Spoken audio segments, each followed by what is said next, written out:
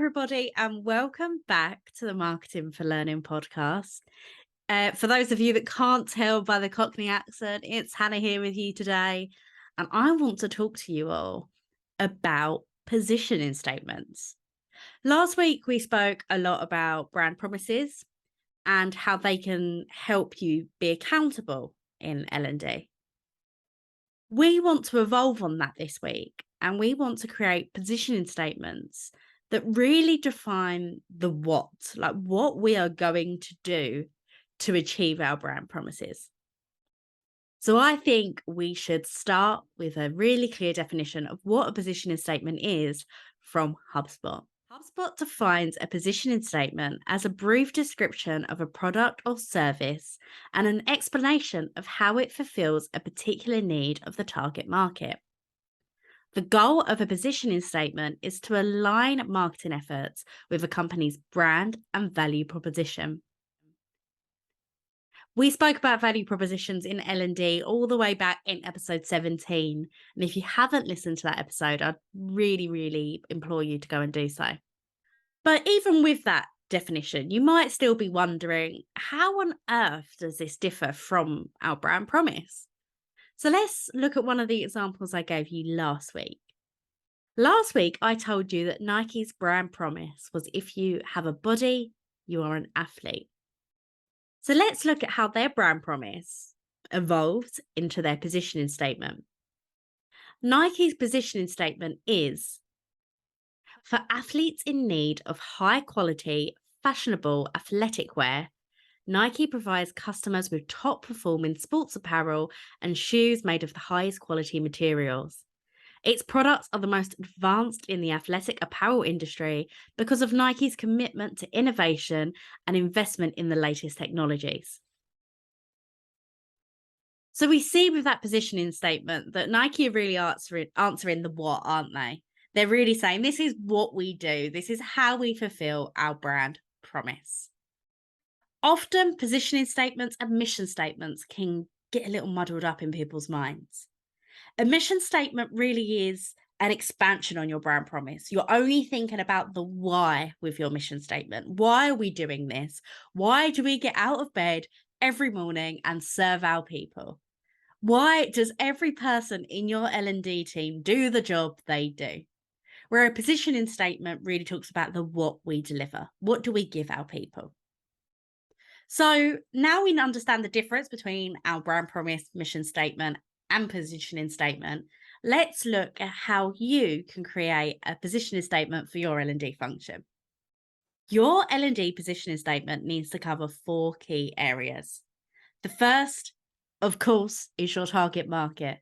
We know that with a marketing mindset, we put our audience front and center of everything we do.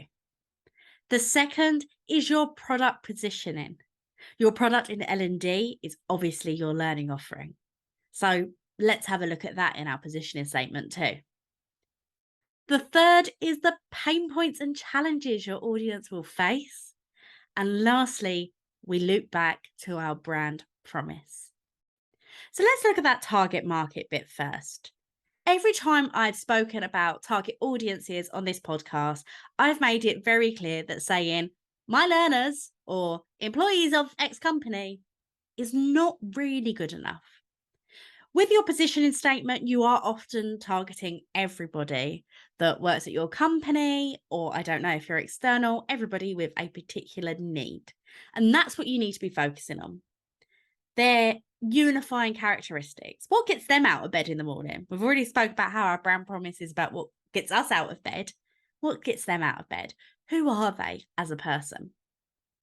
When we're thinking of our product positioning, we need to be thinking of the benefits of our learning.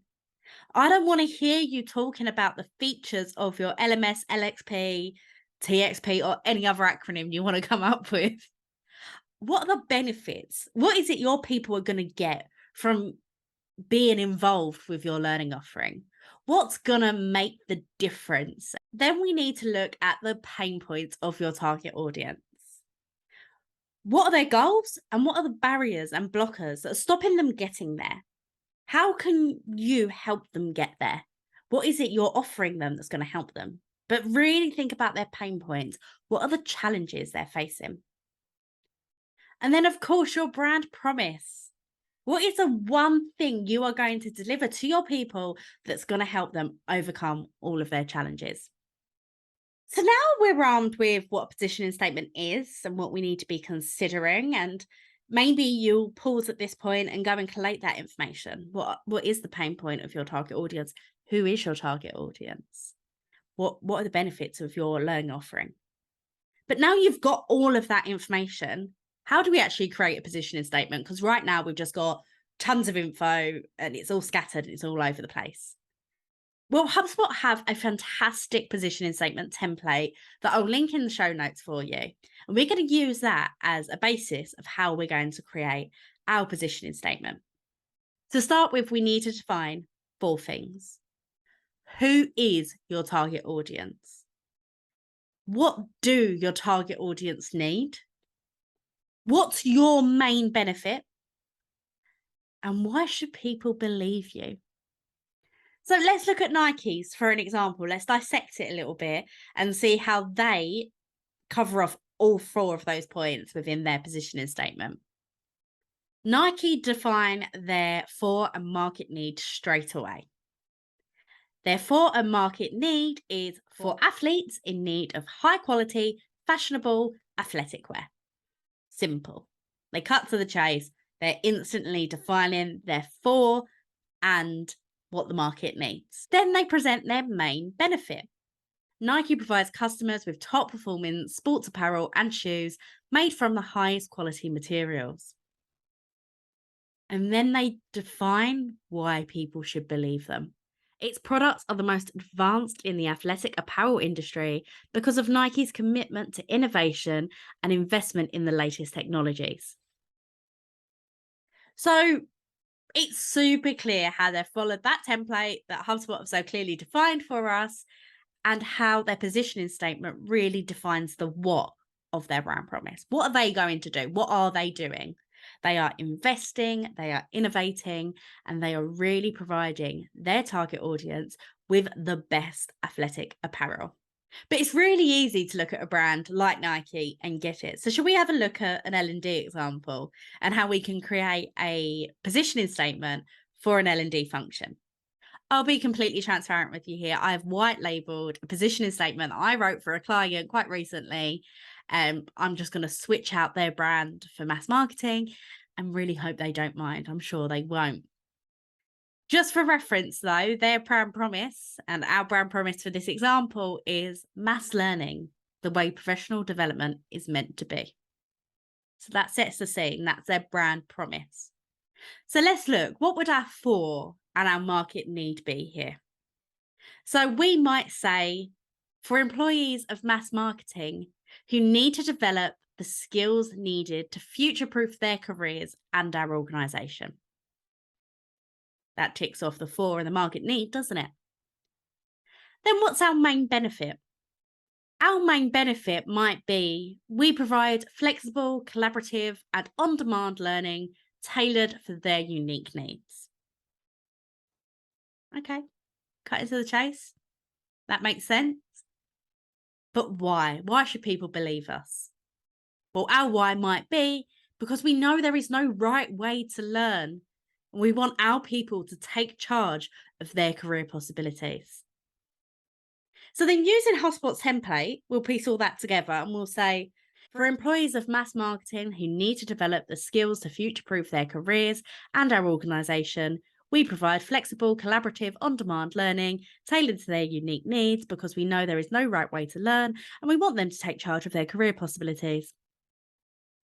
That genuinely pained me to read out. It's incredibly wordy, but it really does cover off all of the points of a positioning statement. So now as marketers, we need to finesse it a little bit and make it a bit more easy to read. So once we've finessed it, it might read, Mass gives our people the opportunity to learn, network and connect with their colleagues across the globe, helping us to strive towards a future of collaboration, forward thinking and growth. We know there's no right way to learn, so our people are in charge, choosing their own learning journeys, format and timeline, to make sure they are prepared for growth. I think that works quite well, don't you? You can probably see now that creating a positioning statement takes a fair bit of work, I will admit. But getting it right really unifies exactly what the purpose is behind your team. And it will influence absolutely everything you do in your L&D team, I promise. A positioning statement really holds us accountable. It not only tells us what we're promising, which is open to interpretation, it clearly defines the what. What are we going to do as a team? I really, really encourage anybody in L&D to create a positioning statement for their team. You are offering a service to your people that they might be able to find elsewhere.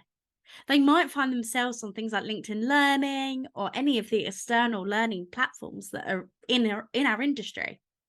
But you want them to engage with content that you've created for them or curated for them. And your positioning statement will help tailor all of your marketing messaging, all of your communication, your visual design, your branding, everything. Your positioning statement will solidify everything you're doing as a team. So take some time this week, try to create your positioning statement, use a template from HubSpot, but don't feel like you have to stick for it word for word because you might end up in a very long sentence like I did. Create your positioning statement. Create something that your team can be proud to strive towards. If you have any questions on positioning statements, please do feel free to reach out to me. They are a bit of a hefty topic. I am more than happy to bounce ideas back and forth with you. I had quite a few messages after the Brand Promise podcast, and I expect I'll receive a few after this positioning statement one too. I'm always happy to talk to you guys, so please do reach out. But if I don't hear from you, I'll see you on the next podcast, guys. Bye.